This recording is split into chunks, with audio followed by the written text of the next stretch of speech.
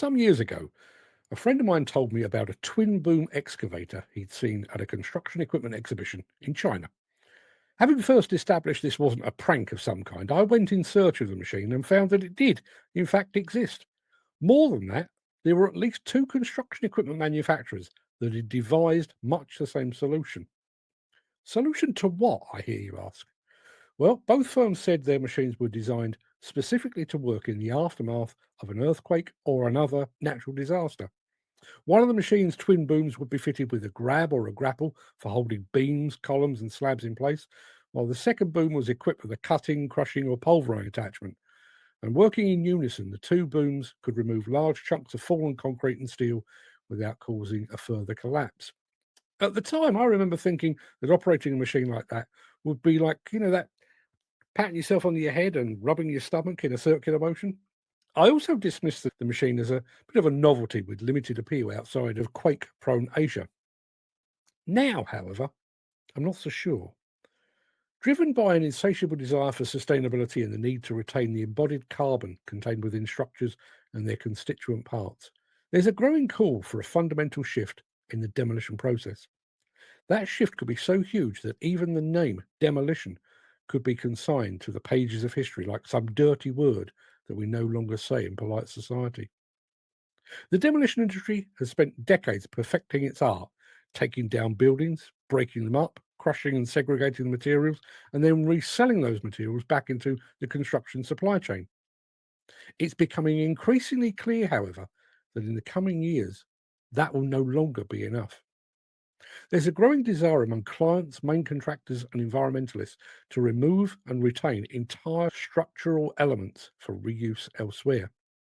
Such a shift raises a number of as yet unanswered problems. Where will those structural elements be stored?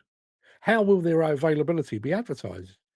How will they be tested for quality? And when does the demolition contractor get paid? Is it at the time of removal or is it at the point of sale? But the biggest question of all is how will they be delicately removed and lowered to the ground intact to retain their integrity? In the demolition of today, so long as there's a suitable exclusion zone in place, how those elements hit the ground is largely of no consequence. In fact, if a chunk of concrete breaks up a bit when it hits the floor, so much the better. It's a bit less processing to do. The need to retain structural elements would rewrite the demolition rulebook entirely. While demolition today is geared towards getting a building down as quickly as possible and as safely as possible, the salvage of entire pieces of building will be slower and more meticulous. While high-reach explosive and top-down demolition processes fragment the building for further processing at ground level, deconstruction would hinge upon taking down a structure like a game of Jenga. And such a mindset shift is not without its challenges. At site level, it would mean effectively retraining the entire workforce, not in demolition, but in component salvage. It would require the development of entirely new working practices and methodologies that allowed entire buildings to be surgically dissected without putting men and women back into the danger zone. At management level, it might mean that the demolition company of today gives way to a commodities broker style operation in which a company's profitability hinges upon its ability to recover, store, and resell great chunks of buildings in a timely and profitable manner. But perhaps the biggest shift is likely to be in the field of equipment. When you think about the demolition attachments used today, all of them are geared towards destruction. And that's even reflected in their names: breakers, pulverizers, crushers. In the future, demolition, or whatever we're going to call it going forward, will require a whole new suite of equipment and quite possibly a whole new equipment vocabulary to go with it. And standing on the cusp of such a monumental shift feels daunting. And yet, it's merely the continuation of a quiet and prolonged evolution that has been taking place in the demolition industry for decades. We've already seen the arrival and adoption of high reach excavators and demolition robots that push working men and women further and further from the industry danger zone.